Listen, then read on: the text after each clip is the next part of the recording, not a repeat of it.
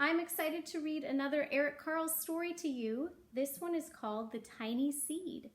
While I'm reading, I want you to listen for key details in the story, look for key details in the story, and think about your favorite part of the story. Here we go.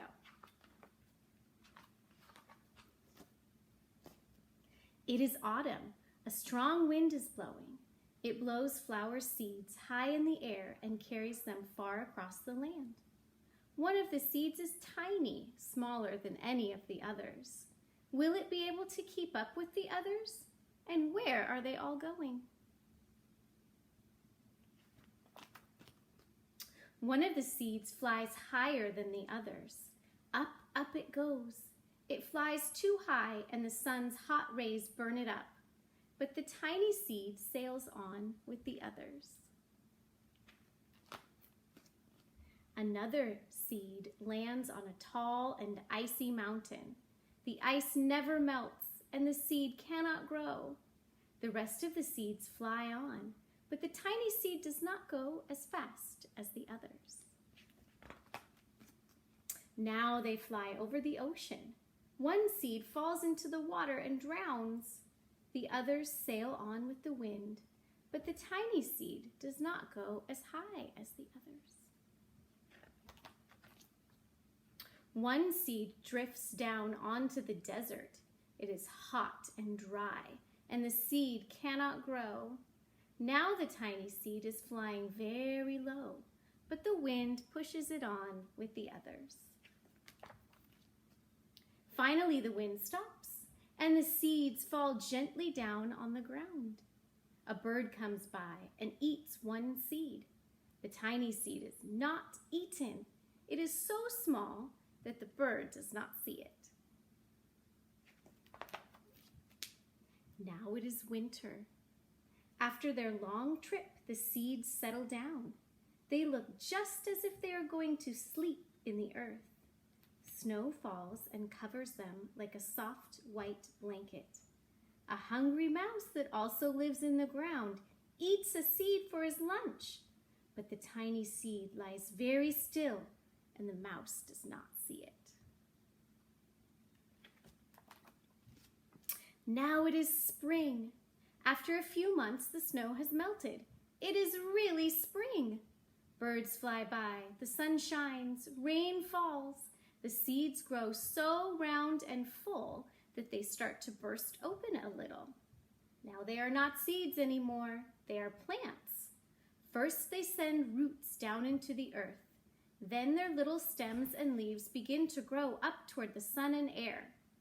There is another plant that grows much faster than the new little plants. It is a big, fat weed, and it takes all the sunlight and the rain away from one of the small new plants. And that little plant dies. The tiny seed hasn't begun to grow yet. It will be too late. Hurry! But finally, it starts to push up through the earth and grow into a plant. The warm weather also brings the children out to play. They too have been waiting for the sun and springtime. One child doesn't see the plants as he runs along and, oh, he breaks one, and now it cannot grow anymore. The tiny plant that grew from the tiny seed is growing fast, but its neighbor grows even faster. Before the tiny plant has 3 leaves, the other plant has 7. And look, a bud, and now even a flower. But what is happening? First there are footsteps, then a shadow looms over them, then a hand reaches down and breaks off the flower. A boy has picked the flower to give to a friend. It is summer. Now the tiny plant from the tiny seed is all alone. It grows on and on. It doesn't stop. The sun shines on it and the rain waters it. It has many leaves. It grows taller and taller. It is taller than the people. It is taller than the trees. It is taller than the houses. And now a flower grows on it. People come from far and near to look at this flower. It is the tallest flower they have ever seen. It is a giant flower. All summer long, the birds and bees and butterflies come visiting. They have never seen such a big and beautiful flower. Now it is autumn again. The days grow shorter, the nights grow cooler, and the wind carries yellow and red leaves past the flower.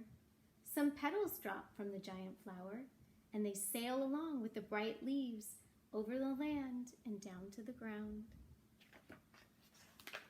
The wind blows harder. The flower has lost almost all of its petals.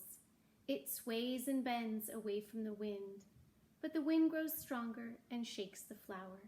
Once more, the wind shakes the flower, and this time, the flower's seed pod opens.